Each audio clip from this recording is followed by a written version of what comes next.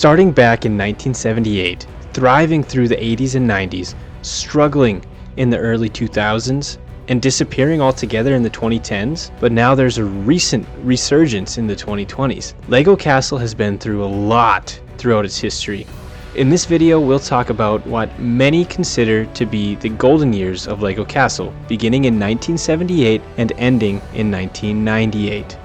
Before we get into the video, if you like this content, don't forget to give the video a like and subscribe to stick around for more. So, off the bat, I kinda lied in that intro. LEGO Castle actually got its start in 1959 in a LEGO retailer brochure. This was a retailer display model, and from what I could see, it was never actually on store shelves. There was also a book LEGO released to the public in 1960. It was full of building ideas. One of those was a blue castle with twin towers and a red roof. The first castle model that was available for sale is known as the Zero Weetabix Castle. It was a promotional set from Weetabix released in 1970. It wouldn't be until the release of the minifigure that we would get our first official castle set. In the late 70s, LEGO had all these buildings, but nobody to live in them. Their solution? The minifigure that we all know and love. The creation of the minifigure allowed there to be characters living in the LEGO world and allowed for more storytelling. With these new characters, LEGO owner Kjeld Kirk Christensen went with a new strategy and introduced themes. The first three themes were city or town, space, and of course, castle. The original castle wave in 1978 only had one set. That was set 375, or better known as the Yellow Castle. The set was built on a green base plate and came with 14 minifigures. The minifigures came with breastplates that had a sticker. There were also 4 brick-built horses. In total, the Yellow Castle was on shelves for 6 years. Following the Yellow Castle, LEGO released 2 sets in 1978. Set 383, Knights Tournament, a joust set that came with 6 minifigures, 2 brick-built horses, and a tent for the king and queen to view the joust. Then there was set 677, Knights Procession, although I will not go into too much detail since I have a video on this set coming out in the future. Let's just say there's a lot of interesting theories about it. These 3 sets would be released in the United States in 1981 and would be the only sets available, outside of 2 promotional sets from Samsonite, until LEGO revamped the theme in 1984, officially starting the LEGO Castle Golden Years. In 1984, LEGO would introduce factions. This began the most active period of LEGO Castle, with 2 to 4 factions being in production at a time. The first 2 factions we saw were the Crusaders, better known today as the Lion Knights, and the Black Falcons. Along with these 2 factions, LEGO came out with many new parts, including but not limited to 2 new helmets, wall panels, spears, and feather plumes. LEGO also got rid of brick-built horses and gave us a new horse figure, with a design that would not change until the release of the Lord of the Rings line in 2012.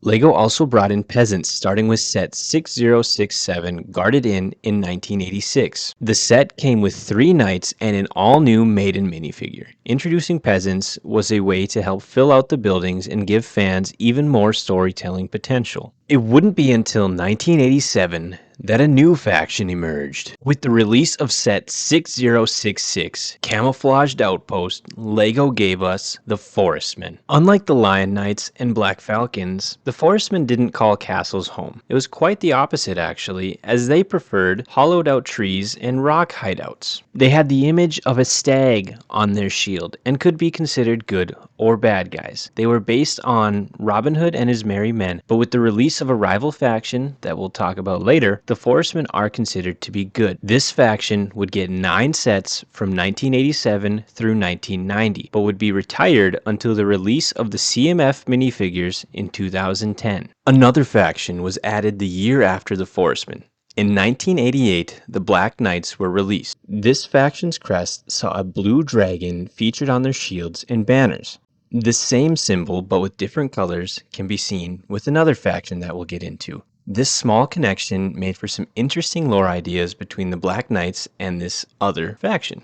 The Black Knights were given 13 sets from 1988 to 1994. 2 of those sets were castles and 1 a stronghold, making them one of the largest factions at the time. Although they were retired in 1994, their crest still made appearances through 1996. In 1990, LEGO gave fans some more fun pieces. Some of the more popular ones were a new elegant helmet with a movable visor, an extra armor piece for knights, and a glow-in-the-dark ghost piece. The most notable piece LEGO came out with for Castle fans was a raised base plate. This was already seen in Pirate sets, but was finally introduced to Castle in set 6081 King's Mountain Fortress. With the retirement of the Forestmen in 1990, LEGO needed a new faction to fill the void they left. After 2 years of nothing but knight factions, LEGO came out with a faction that would be the de facto bandits of this era. That faction, of course, is the Wolfpack, released in 1992, and there was no mistaking these guys as good. They were a band of robbers that were a thorn in the side of greater factions in their short-lived run. If you're interested in learning more about the Wolfpack, I'll have a video that I already made linked in the description below, but check that out after you finish this one. One fun fact about the Wolfpack is they were the first Castle faction to have the new diversified headpieces.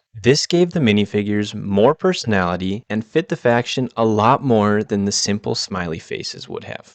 Remember how I mentioned the Black Knight's crest was used for a different faction? Well, in 1993, LEGO released the Dragon Masters. While the Black Knights used a dragon merely as their faction symbol, the Dragon Masters took it a step further and rode on dragons and gave us wizards, most notable being Magisto. This move officially added fantasy to LEGO Castle. Adding fantasy would prove to be controversial because most fans weren't sure on what to think. Personally, I'm glad LEGO went this route because some of my favorite themes have resulted in fantasy being added. Not to mention, adding fantasy elements opens up so many more possibilities with world building and storytelling. Following the Dragon Masters, LEGO would halt any further production on fantasy elements for the time being. Instead, in 1995, they released the Royal Knights. This faction had the first distinct king minifigure that wore an actual crown. LEGO also released their first skeleton that same year. 1996 saw a short-lived faction, the Dark Forestmen. They used the same crest as the Forestmen before them and lived in the forest as well. The torso designs were more unique and less uniform than other factions. This faction overall was discontinued in 1996 after only 3 sets, tying it with the Wolfpack for the smallest faction. Then, in 1997, fantasy was back. LEGO released the Fright Knights, who brought with them witches and a black dragon variant. They were led by Basil the Batlord and Willow the Witch. This faction also had flying machines and were seen fighting the Dragon Masters in some catalogs. Unfortunately, they were discontinued after 1998 until the release of CMF Series 19 and once again in CMF Series 25. With the Fright Knights being discontinued, this marked the end of the 20-year run that defined LEGO Castle. From the Yellow Castle through the flying machines of the Fright Knights, this era made LEGO Castle a fond memory for those who grew up with it. LEGO Castle was not over, though, but starting in 1998, LEGO took a more unique approach with this theme and was dominated by sub-themes. And that is going to do it for today's video. If you made it to the end, comment which of these factions was your favorite. Don't forget to like the video and subscribe, as less than 4% of people watching are subscribed, and it helps the channel tremendously. Thank you guys so much for watching, and I hope to see you in the next one.